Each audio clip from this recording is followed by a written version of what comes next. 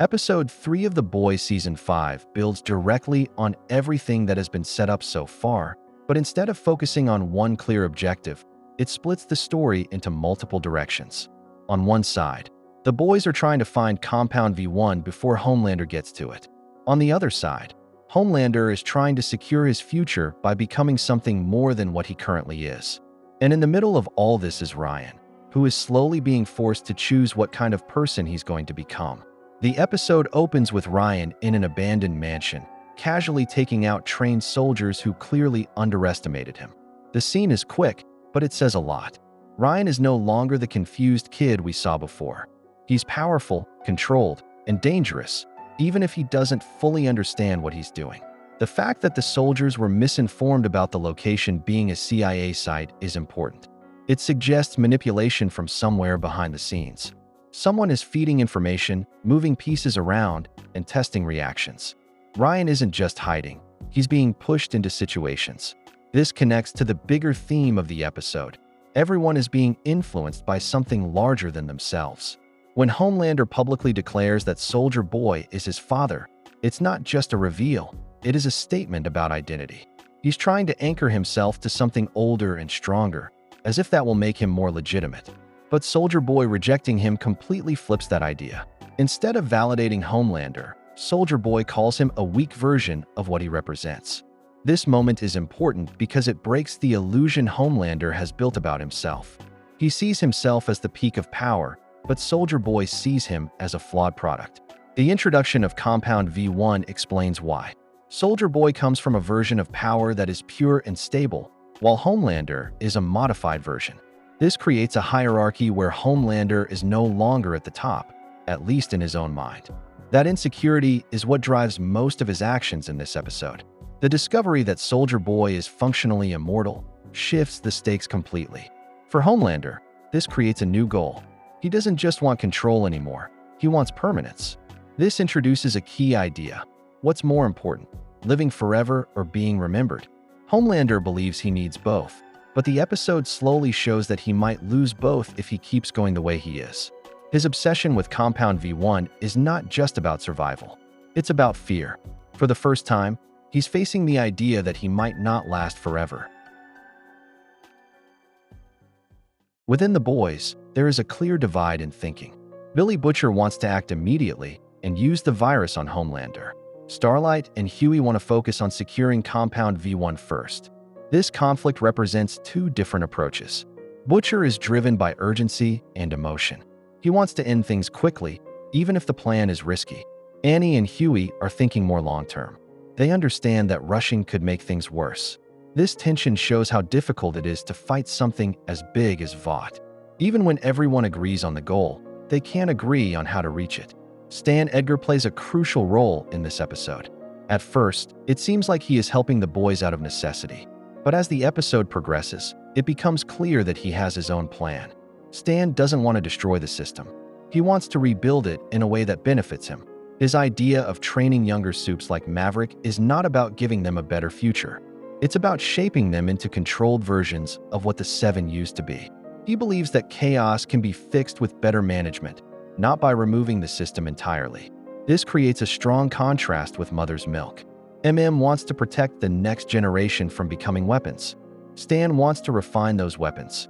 This difference highlights a major theme. Systems of power don't disappear, they evolve. Hughie's interactions with Maverick are some of the most important emotional moments in the episode. Hughie tries to stop Maverick from going down the same path of revenge that he once followed. He wants to break the cycle. But the problem is that Hughie is part of that cycle. He killed Maverick's father. No matter what he says, that truth can't be erased. Maverick's anger isn't irrational. It's a direct response to what Hughie did. This creates a tragic situation where Hughie understands the pain, but can't fix it. When Maverick dies in the same way as his father, it becomes a clear piece of symbolism. The cycle has repeated itself exactly. Butcher's conversation with Ryan is one of the most complex parts of the episode. On the surface, it looks like he's trying to help Ryan find purpose. But underneath that, he's guiding Ryan toward a suicide mission. Butcher frames it as justice. He tells Ryan that the world would be better without supes. He even offers to die alongside him, which makes the plan seem fair. But this is still manipulation. Butcher is using Ryan's guilt and confusion to push him toward a decision that benefits his own goal. This shows how far Butcher is willing to go. Even when he cares about someone, he's still capable of using them. Homelander's hallucination of Madeline Stillwell reveals how unstable he has become. Instead of facing reality, he creates a version of it where he's always right and everyone else is wrong. This connects to a concept similar to what we see in Saint Maud, where belief becomes a way to justify extreme actions. Homelander isn't just losing control, he's replacing reality with something that supports his behavior. His need to be loved has turned into a need to be worshipped. And when he doesn't get that, he convinces himself that the problem is everyone else. The bunker sequence shows how fragile alliances really are. At first, it seems like a safe space where the boys can plan their next move. But once the truth about Translucent's death comes out, everything falls apart. Maverick turning against them is inevitable. It's not just betrayal, it's consequence. The past finally catches up with Hughie, and there's no way to avoid it.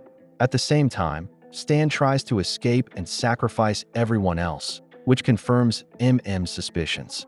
Stan isn't on their side. He's only on his own side. By the end of the bunker fight, Starlight reaches an important decision.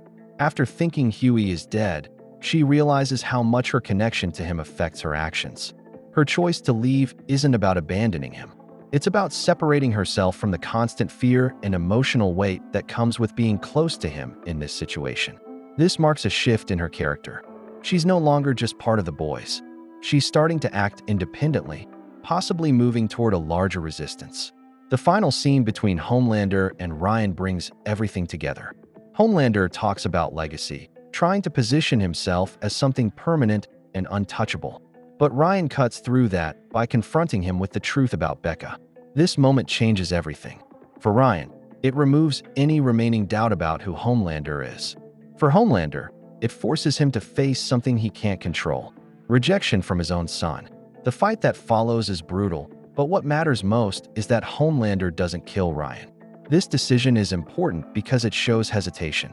Whether it comes from emotion, doubt, or strategy, it proves that Homelander is not completely in control of himself. Episode 3 is about what gets passed down from one generation to the next. Power, violence, fear, and control are all being inherited in different ways. Some characters try to break that cycle, while others continue it without question.